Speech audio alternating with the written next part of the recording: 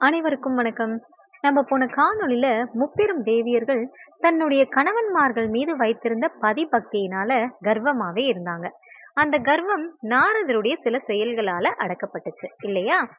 அதே போல நாரதருக்கும் நாராயணன் மேல இருக்கிற பக்தி தன்னை விட வேற யாராலையும் கொண்டாட முடியாது அப்படின்றதுனால அவருக்கும் அந்த கர்வம் இருந்துச்சு. அந்த கர்வமும் அடக்கப்பட்டுச்சு. அதை பத்தி பார்க்கலாமா?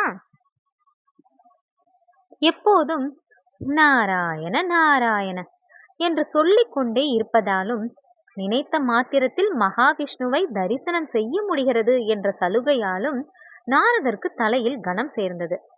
தன்னை விட நாராயண பக்தி கொண்டவன் வேறு எவரும் இருக்க முடியாது என்று இருமாப்பு கொண்டார். அதனாலேயே அவருக்கு அலட்சியமும் தோன்றியது. யாராவது தன்னிடம் நாராயணனை பற்றி கேட்டால் பெருமை மிகுந்த குரலில் அவருக்கும் தனக்கும் உள்ள நெருக்கத்தை விவரித்து சொல்வார். சில சமயம் தான் நாராயணா என்று அழைக்கப்படுவதற்காகவே திருமால் காத்திருப்பது போன்ற கர்வத்தை வெளிப்படுத்தியது. நான் இன்றி நாராயணன் இல்லை என்று வெளிப்படையாக சொல்லாத குறைதான். நாராயணன் நாரதரை கவனித்தார். அவருடைய அகம்பாவத்தையும் கவனித்தார். அவருக்கு தன்னை உணர்ந்து கொள்ள வேண்டிய சந்தர்ப்பத்தை உருவாக்க வேண்டிய அவசியம் நெருங்கிவிட்டதை உணர்ந்து அப்போது வைகுந்தத்திற்கு வந்த நாரதரை அமைதியாக அழைத்தார். எல்லோரும் அவரை நாடி வருகையில் நாராயணன் தன்னை விரும்பி அழைத்ததால் தன் கர்வத்திற்கு புது மெருகேற்றிக் கொண்டார் நாரதர்.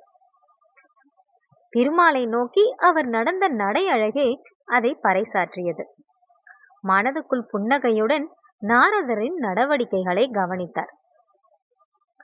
பிறகு சொன்னார், நாரதா, பூலோகத்தில் யாரோ ஒருவன் உன்னை போலவே என்னை நாராயணா என்று அழைத்து பக்தி செலுத்துகிறானாமே, தெரியுமா உனக்கு?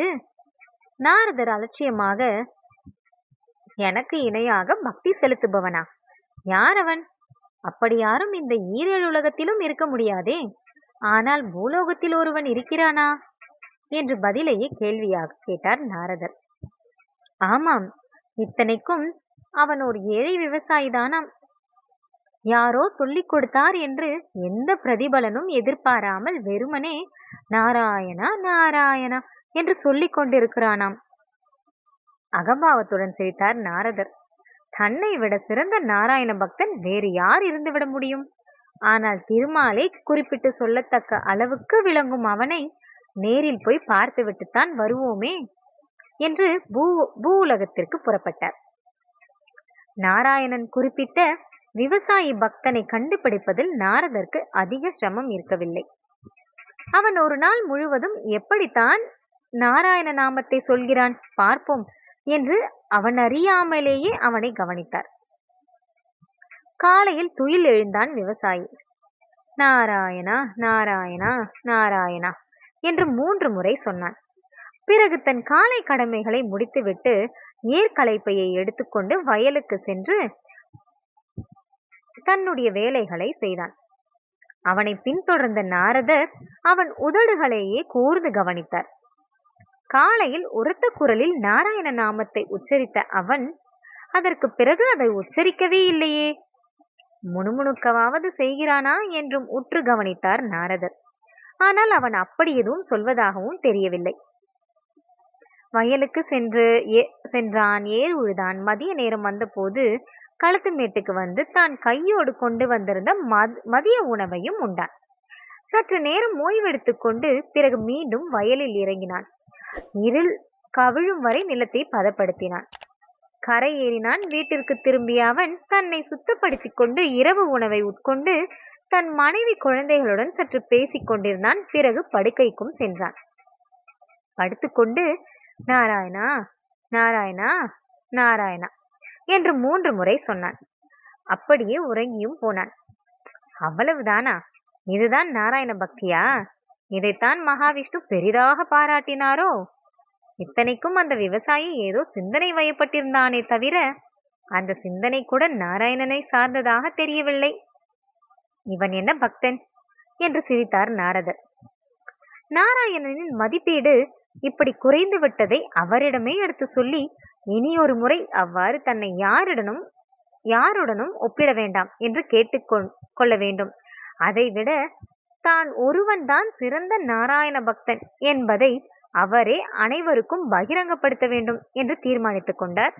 வைகுந்தமும் சென்றார். மந்தஹாச வதனத்துடன் அவரை வரவேற்றார் நாராயணன். என்ன நாரதா, என் பக்தனை பார்த்தாயா என்று ஆவலுடன் கேட்டார். பார்த்தேன் பார்த்தேன். இப்படிப்பட்ட ஒருவனை போய் உங்கள் பக்தன் என்று நீங்கள் மதிப்பிடுவதுதான் வேடிக்கையாக இருக்கிறது. அவன் ஏழை என்பதற்காக அவன் மீது இரக்கப்படுங்கள், நியாயம். ஆனால் அவன்தான் சிறந்த பக்தன் என்று முத்திரை குத்துவது கொஞ்சம் கூட பொருத்தமில்லாதது என்று சற்று கோபத்துடனேயே சொன்னார் நாரதர். சரி, ஒரு காரியம் செய். இதோ இந்த கிண்ணத்தில் தழும்ப தழும்ப எண்ணெய் நிரப்பப்பட்டிருக்கிறது. இதை எடுத்துக்கொண்டு மூவுலகையும் நீ சுற்றி வர வேண்டும். அவ்வாறு போய் வரும் வரை ஒரு சொட்டு கூட எண்ணெய் கீழே சிந்தக்கூடாது. போய் வா என்றார். சரி, அவருடைய வாதத்துக்கு எதிர்வாதம் செய்ததால் திருமால் தன்னை சோதிக்கிறார் என்று புரிந்து கொண்ட நாரதர் அந்த சோதனையில் வெற்றி கொண்டு பூலோக விவசாயியை விட தானே நாராயண பக்தியில் சிறந்தவன் என்பதை நிரூபிக்க வேண்டும் என்று தீர்மானித்தார். அதனால் மிகுந்த எச்சரிக்கையுடன் எண்ணெய் கிண்ணத்தை வாங்கி கொண்டு நாரதர் நடந்தார். நாரதர் எப்போது ஏமாறுவார், எப்போது இன்னும் கொஞ்சம் மேலாக தழும்பி கீழே வழியலாம் என்று எண்ணெய் சற்று அலைந்தபடியே காத்திருந்தது. பரிபூரண ஜாக்கிரதை உணர்வுடன் நடந்து கொண்டார் நாரதர். மெல்ல அடி எடுத்து வைத்தார். பாத்திரத்தில் இருந்த எண்ணெயின் மேற்பரப்பு வலது பக்கம் சாய்ந்தால் தானும் வலது பக்கம் சாய்ந்து சமாளித்தார். அதே உத்தியை இடது பக்கத்துக்கும் கையாண்டார். தேவருலகத்திலேயே அவருக்கு வியர்த்தது. தான் செல்லும் வழியிலும் கையில் வைத்திருக்கும் கிண்ணத்திலுமாக மாறி மாறி அவருடைய பார்வை கூர்மையாக பதிந்தது. தேவேந்திரன் உலகை வலம் வந்தாயிற்று. இதோ கைலாய உலாவும் முடிந்தாகிவிட்டது. அடுத்தது வைகுந்தம். அப்பாடா, இனி பிரச்சனை இல்லை. ஆனாலும் அவருடைய கவனம் எண்ணெய் கிண்ணத்திலிருந்து பிறழவே இல்லை.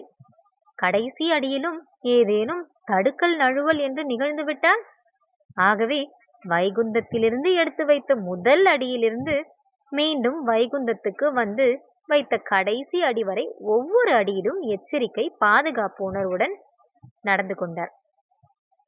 வெற்றி களிப்பு முகத்தில் பரவ நாரதரை வரவேற்றார் நாராயணன். அற்புதம் நாரதா, எவ்வளவு கச்சிதமாக உன் பயணத்தை முடித்து விட்டாய். அட, ஒரு சொட்டு எண்ணெய் கூட கிண்ணத்திலிருந்து வழியவே இல்லையே. உன் எச்சரிக்கை உணர்வுக்கு என் பாராட்டுகள் என்றார் மகாவிஷ்ணு. எனக்கு போய் சோதனை, பரீட்சை, சவால் என்று கர்வம் மிகுந்து நினைத்து கொண்டார். சரி நாரதா, இந்த மூவுலக பயணத்தில் நீ என்னை எத்தனை முறை நினைத்து கொண்டாய்? எத்தனை முறை நாராயணா என்று உச்சரித்தாய்? திடுக்கிட்டார் நாரதர். நான் நான் தடுமாறினார். உண்மைதான், கிண்ணத்திலிருந்து எண்ணெய் வழிந்துவிடக் கூடாது என்பதிலேயே கவனமாக இருந்து விட்டதால் மூச்சுக்கு மூச்சு சொல்லிக் கொண்டிருந்த நாராயண மந்திரத்தை ஒரு முறை கூட சொல்லவில்லை. தாங்கள் இட்ட பணியை எந்த குந்தகமும் வராதபடி நிறைவேற்ற வேண்டியிருந்ததால் நான் தாங்கள் திருநாமத்தை கூட உச்சரிக்க மறந்துவிட்டேன் ஐயனே என்று குற்ற உணர்வுடன் கூறினார். வருத்தப்படாதே. ஒரே ஒரு கணம் என்னை நினைத்தாலும் போதும். ஒரே ஒரு முறை என் நாமத்தை உளமாற உச்சரித்தாலும் போதும். அதுதான் என்னை பொறுத்தவரை உண்மையான பக்தி. அந்த விவசாயி தன் பணியில் தன்னை முழுமையாக ஈடுபடுத்திக் கொண்டிருந்தான்.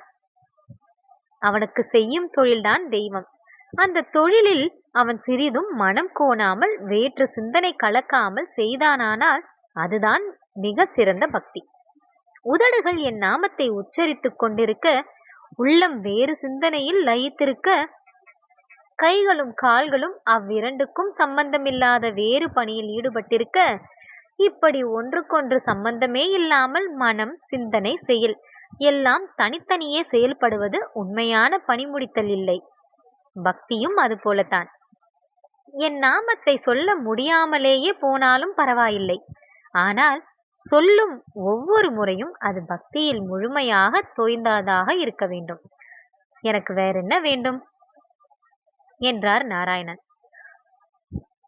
நாரதர் நாராயணன் தாழ் பணிந்தார். அப்போதே அவரை விட்டு அகன்றது அந்த அகந்தை. அடுத்த காணொலியில இதே போல இன்னொரு கதையோட உங்களை பார்க்குறேன். மறக்காம சப்ஸ்கிரைப் பண்ணி வச்சுக்கோங்க. அப்பதான் அடுத்தடுத்து போடுற காணொளிகள் உங்களுக்கு சேரும். நன்றி.